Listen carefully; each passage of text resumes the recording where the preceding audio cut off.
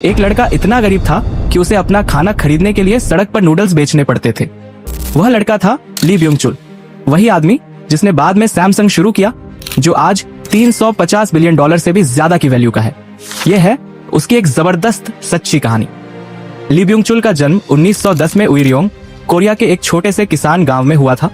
उनके परिवार के पास जमीन थी, लेकिन जब जापान ने कोरिया पर कब्जा किया तो उनका सारा पैसा चला गया।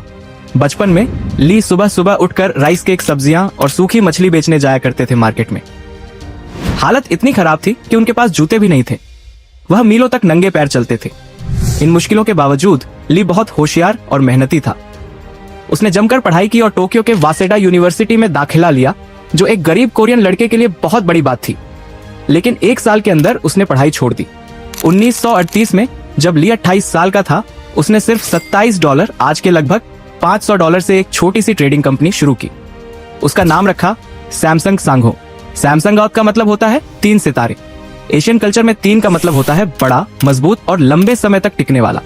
ली चाहता था कि उसकी कंपनी सितारों की तरह चमके। शुरुआत में सैमसंग एक छोटी सी दुकान थी जो चाइना को सूखी मछली, सब्जियां और नूडल्स बेचती थी।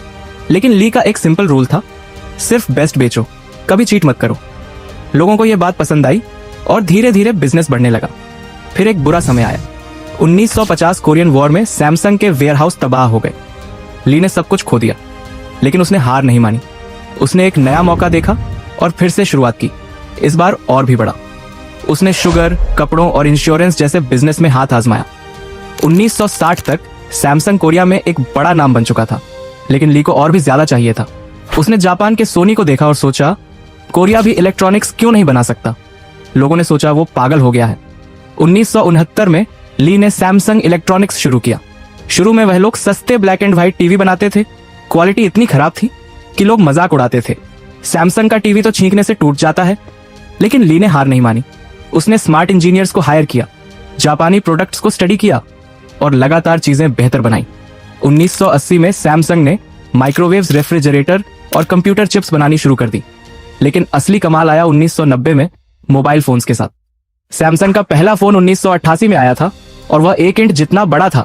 लेकिन ली के बेटे कुनही ने कंपनी को और बेहतर बनाने के लिए धक्का दिया। 1993 में उसने अपने वर्कर्स से कहा, अपनी फैमिली के अलावा सब कुछ बदल दो। उन्होंने क्वालिटी को लेकर इतनी सीरियसनेस दिखाई कि 1,50,000 खराब फोन्स को जलाकर बर्बाद कर दिया, और यह काम कर गया। 2000 में सैमसंग के गैलेक्सी फोन्स ने नोकिया और मोटोरोला को भी पीछे छोड़ दिया। 2012 में गैलेक्सी S3 ने आईफोन से ज्यादा बिक्री की। आज सैमसंग दुनिया की सबसे बड़ी स्मार्टफोन कंपनी है।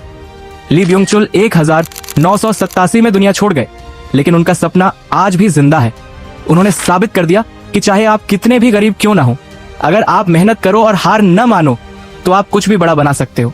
एक नूडल्स बेचने वाले लड़के से लेकर दुनिया के टेक लीडर बनने तक उनकी कहानी सिखाती है, सक्सेस वहीं से शुरू होती है जहां बहाने बनाना बंद होता है। तुम्हारा सपना क्या है? क्या तुम अगले ली ब्योंग चुल बन सकते हो? नीचे कमेंट करो, और ऐसी और भी अमेजिंग स्टोरीज इसके लिए लाइक और सब्सक्राइब करना मत भूलो।